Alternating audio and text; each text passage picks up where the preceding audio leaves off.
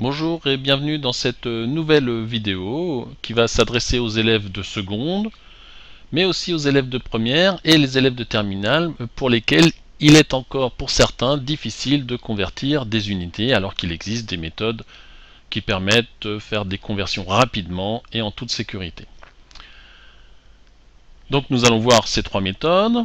La première est simplement fondée sur l'écriture de l'unité. Des kilomètres par heure signifie qu'on a ici une fraction, autrement dit une distance, par exemple en kilomètres, divisée par une durée, ici par exemple en heures. Donc toujours se rappeler qu'une unité nous permet d'obtenir une formule générique. Ici une vitesse, ce sera toujours une distance divisée par une durée.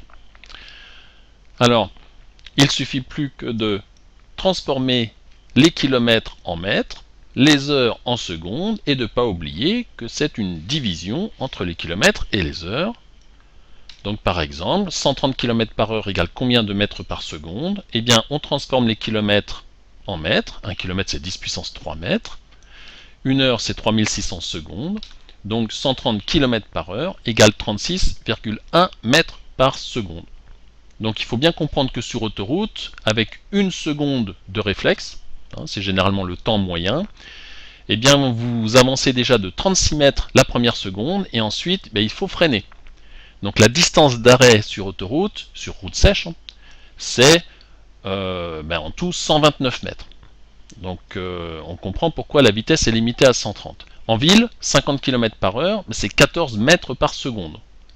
Donc le réflexe 14 mètres, la distance d'arrêt, en général c'est à peu près 28 mètres. Vous comprenez que le piéton n'a aucune chance si vous roulez déjà à 50 km par heure et que vous le voyez trop tardivement. Voilà, petit aparté sur la sécurité routière. Alors continuons nos méthodes. La deuxième méthode est la méthode anglo-saxonne.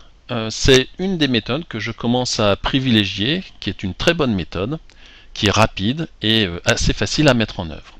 Alors, de quoi il s'agit? Je vais simplement écrire 130 km par heure et je vais multiplier par 1 une première fois et par 1 une deuxième fois. Alors, comment je fais? Je vais d'abord écrire fois 1 en m'arrangeant pour que l'unité kilomètre disparaisse. Comment je fais? Ici, l'unité kilomètre est au numérateur, tandis qu'ici, elle est au dénominateur. Donc, les kilomètres vont s'annuler. Et j'ai multiplié par 1, puisque 1000 mètres c'est la même chose que 1 km, donc à la fin il me restera des mètres. Je fais la même chose pour les secondes, pour les heures. Ici je me débarrasse des heures. Alors attention, ici l'heure est au dénominateur, donc il faut que je la mette au numérateur. Et ici j'ai simplement multiplié par 1. Donc ce calcul-là, c'est en fait exactement la même vitesse. J'ai simplement fait une conversion en éliminant les kilomètres, les heures, et il me reste les mètres par seconde. Donc ça fait 130 fois 1000 et divisé par 3600. Alors, pour ceux qui ont loupé une vidéo qui est sur cette même chaîne YouTube, elle s'appelle Convertir les unités, la méthode anglo-saxonne. C'est une vidéo qui montre la conversion pour des distances. Passons à un deuxième exemple. Donc par exemple, 1 mètre par seconde égale combien de kilomètres par heure? Première méthode. Je transforme les mètres en kilomètres. Bien, 1 mètre, c'est 1 millième de kilomètre. Je transforme la seconde en heure. Une seconde, c'est 1 3600e d'heure. Et donc, j'ai 10 moins 3 km ici. Et ici, je conserve cette fraction 1 divisé par 3600. Donc, au final, on a 10 puissance moins 3. Et si je divise par cette fraction, c'est comme multiplier par son inverse. L'inverse de 1 sur 3600, c'est 3600. Donc, j'ai ici la conversion de réaliser. Ce n'est pas forcément la méthode la plus facile à mettre en œuvre. La méthode anglo-saxonne, vous allez voir, marche très bien. Elle est très facile à mettre en œuvre. Donc 1 mètre par seconde, je vais d'abord me débarrasser des mètres. Donc pour ça, cette fois-ci, je mets les mètres en dessous, au dénominateur, pour annuler ces mètres-là. Et j'écris simplement la multiplication par 1. 1 km, c'est 1000 mètres. Je fais la même chose pour les secondes. Cette fois-ci, j'annule les secondes. Donc je les mets au numérateur parce qu'ici, les secondes sont au dénominateur. J'effectue ensuite le calcul. Alors, on voit bien que les unités mètres s'en vont, que les unités secondes s'en vont. Il va rester des kilomètres par heure. Donc, j'ai 1 mètre par seconde, qui est 1 fois 3600 divisé par 1000, c'est-à-dire 3,6 km par heure. Alors, il existe une troisième méthode, mais qui n'est pas applicable pour toutes les conversions. Il suffit de faire un raisonnement de proportionnalité. Si je fais 1 mètre par seconde, combien je vais faire en une heure? En une heure, je vais faire 3600 fois plus. Donc en une heure, j'aurai fait 3600 mètres. Et 3600 mètres, c'est 3,6 km. Donc 1 mètre par seconde, c'est 3,6 km par heure. Alors cette méthode, elle marche bien dans des cas simples, mais elle ne marchera pas pour tout type de conversion, contrairement à la méthode anglo-saxonne par exemple. Un dernier exemple, on a ici un mobile sur une table à coussin d'air par exemple, et puis je m'intéresse à la vitesse instantanée à la date T5. Je vais calculer la vitesse moyenne entre les dates T4 et T6.